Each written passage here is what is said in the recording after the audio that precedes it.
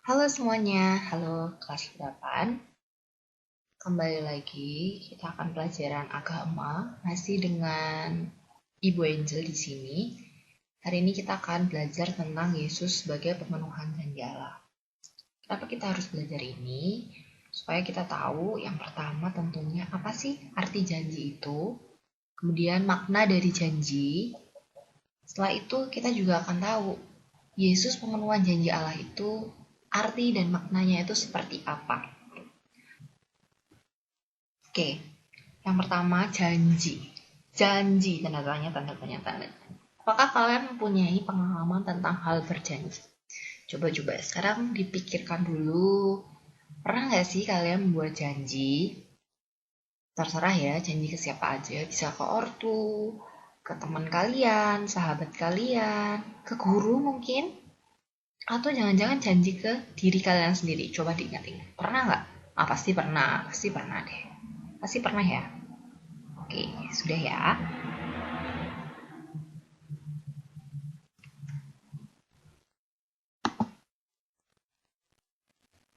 Nah, tuh. Pernahkah kalian buat janji? Pasti pernah. Pernah? Menurut kalian apa sih itu janji? Coba kalian pikirkan dulu. Udah ada yang menemukan? Bisa ditulis kok, ditulis ya. Terus, apa sikap kita terhadap janji yang telah dibuat? Biasa aja, sering diingkarin, atau gimana? Pernah kalian mengingkari janji?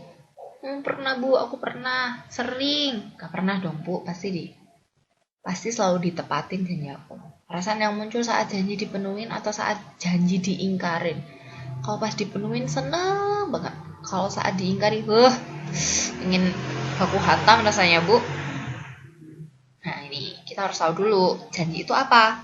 Janji adalah kesepakatan antara kedua belah pihak untuk melaksanakan atau tidak melaksanakan sesuatu yang menjadi isi kesepakatan untuk ditepati dan dijalankan dengan setia. Tuh ya, kesepakatan antara kedua belah pihak. Misalnya kamu udah punya janji nih sama temenmu, nanti ya hari Minggu kita main PUBG bareng, atau ya besok kalau udah selesai nih COVID-nya, udah beres COVID-nya, sudah kembali pulih, nanti kita jalan-jalan yuk ke mana ya, ke alun-alun misalnya, alun-alun Bandung, atau ke taman kota lah. Itu adalah janji, itu adalah kesepakatan. Atau misalnya ayo dong janji kita berdua, pokoknya kita nggak akan pernah nyontek selama di sekolah ini. Nah, biasanya kesepakatan antara kedua belah pihak, antara kamu sama temenmu, atau kamu janji sama orang tuamu bahwa saat kamu udah SMP kamu akan punya prestasi yang bagus, akan belajar dengan lebih rajin. Kesepakatan untuk ditepati atau dijalankan dengan setia. Oke, ini alasannya ya. Alasan seorang mengungkapkan janji. Karena rasa cinta. Karena rasa cinta, misalnya kita rasa cinta, rasa hormat kita sama bapak ibu kita, kepada ayah ibu kita, mami papi kita, supaya kita jadi anak yang baik, karena kita pengen mewujudkan rasa cinta kita kepada orang tua. Jadi kita pengen jadi anak yang baik, yang selalu nurut, yang selalu berprestasi.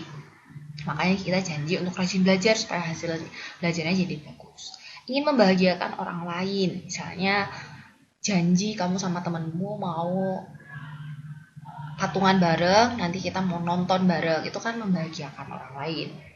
Mewujudkan suatu cita-cita, misalnya kamu janji, oh aku tahun depan harus punya iPhone 12 misalnya, iPhone 12. Jadi kamu pengen mewujudkan itu, kamu harus berjanji sama dirimu untuk oke, kita akan nabung sekarang gitu ya. Karena rasa tanggung jawab, misalnya kamu karena ditunjuk sebagai ketua kelas, kamu ditunjuk sebagai duta kelas, leader kelas, jadi kamu berjanji untuk selalu datang tepat waktu, menggunakan seragam dengan atau mengikuti peraturan-peraturan sekolah dengan baik. Terus karena ingin mengubah situasi yang buruk ke arah yang lebih baik, misalnya nih sering dilakukan, misalnya kita pas kilaf dan melakukan kenakalan ya nggak sih? Ya, Bu Angel pernah nggak sih? Pasti pernah, misalnya kayak disuruh tidur siang nggak pernah mau, padahal itu hal yang positif karena bisa jaga kesehatan. Terus karena setelah itu jadi sakit, kemudian yaudah harus lebih rajin tidur siang, makan yang sehat, nggak boleh jajan yang aneh-aneh. Itu supaya dari yang kondisinya tadi buruk jadi sakit-sakitan, jadi sekarang lebih baik jadi lebih sehat, jarang sakit. Itu alasan orang membuat janji. Nah, ini bentuk janjinya ya yang ada di masyarakat atau yang di sekitar kita, yang mungkin kalian sudah pernah tahu, yang mungkin sudah kalian alami. Yang pertama, janji yang dibuat oleh diri sendiri. Ya tadi itu, misalnya mau janji kalau ke sekolah itu harus selalu rajin, harus selalu pas atau on time, gak pernah telat. Janji pengen selalu membuat diri menjadi lebih bahagia dan bersyukur. Misalnya ada kesempatan apapun berusaha untuk ya dijalani supaya hidupnya bahagia, supaya dirinya pernah mencoba. Atau janji yang dibuat berdasarkan kesepakatan kedua belah pihak. Ini yang sering kalian lakukan sama teman-teman kalian, misalnya tadi janji main bareng, janji pulang bareng, janji ngerjain tugas bareng, janji makan bareng, atau cuman janji nanti kita fit callan yuk, janji tuh loh ya, itu udah janji. Kemudian ada yang janji disampaikan secara lisan, ya secara ngomong aja, misalnya janji ya kamu nanti kalau COVID-nya udah beres kita liburan bareng. Atau janji yang dibuat secara tertulis pakai materai, mungkin ditulis seperti itu, berjanji di surat pernyataan, mungkin itu kan juga janji supaya tidak akan mengulangi kegiatan atau perbuatan salah yang udah pernah dilakukan gitu ya. Nah, konsekuensi dari adanya janji, karena kalian udah punya kesepakatan, janji itu pada dasarnya membutuhkan kesetiaan kalian untuk mengikuti janji itu. Misalnya kayak tadi kalian mau beli iPhone, jadi kalian harus setia, benar-benar nabung, benar-benar menyisihkan uang jajan kalian untuk bisa beli iPhone misalnya, atau beli laptop buat belajar, atau menyisihkan waktu yang harusnya bisa buat istirahat kalian karena kalian pengen main sama temen, ya udah jadi nggak istirahat kalian gitu. Mungkin juga membutuhkan pengorbanan kayak tadi, saya jadi nggak jajan karena harus nabung, atau jadinya yang harusnya biasa pulang sekolah jam 3, kemudian karena harus bantuin temen, karena udah janji mau bantuin belajar, jadi pulangnya jam 4. Itu kan mengorbankan waktu kalian. Kadang juga mungkin mengorbankan apa lagi ya? Mengorbankan biaya pasti ya, pengen saya mau menyenangkan teman kalian, terus kalian traktir ya, kadang harus dikorbankan juga uangnya kan. Janji yang terwujud, nah ini konsekuensi dari janji, kalau janjinya itu bisa terwujud, itu pasti bisa membahagiakan diri sendiri karena ngerasa ternyata aku bisa kok, janjiku bisa terwujud, dan bisa juga membahagiakan orang lain kalau janji kalian bisa benar-benar terlaksana, ya kan? Oke, ini adalah janji yang selama ini kita sudah tahu. Nah, yang janji itu ternyata nggak cuman kalian, ternyata nggak cuma kita aja, ternyata Allah juga punya janji ke manusia. Keren kan? Nah, sekarang kita akan melihat dari 3 perikop kitab suci ini, dari Kejadian, dari Yesaya, dan dari Ibrani. Boleh banget kalian buka kitab sucinya untuk tahu seperti apa sih isi-isi yang ada di dalam ketiga perikop ini, ketiga bacaan kitab suci ini ya. Oke, pada Kejadian bab 3 ayat 8 sampai 15. Di sini adalah pada intinya adalah manusia jatuh ke dalam dosa. Kasih tahu kan? Jatuh ke dalam dosa itu akibat makan buah terlarang. Kemudian Adam dan Hawa akhirnya jatuh ke dalam dosa ini. Lalu saya baca, ketika mereka mendengar bunyi langkah Tuhan berjalan-jalan dalam taman itu pada hari sejuk, bersembunyilah manusia dan istrinya itu terhadap Tuhan Allah di antara pohon.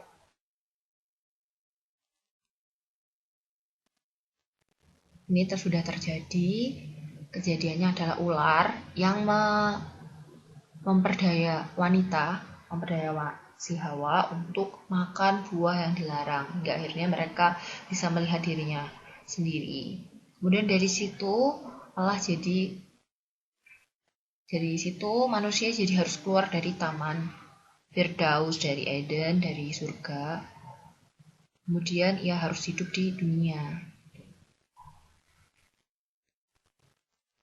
Jadi hubungan manusia dan Tuhan itu menjadi rusak karena manusia yang sudah melanggar janjinya. Kan sudah janji tadi, manusia dan Allah sudah berjanji bahwa janjinya untuk tidak melakukan, bahwa untuk tidak makan dan manusia sudah berjanji, tapi ternyata janjinya itu diingkari sehingga akhirnya Tuhan tidak berkenan, nggak suka, karena kan janji kan, jadinya marah, jadi jengkel gitu.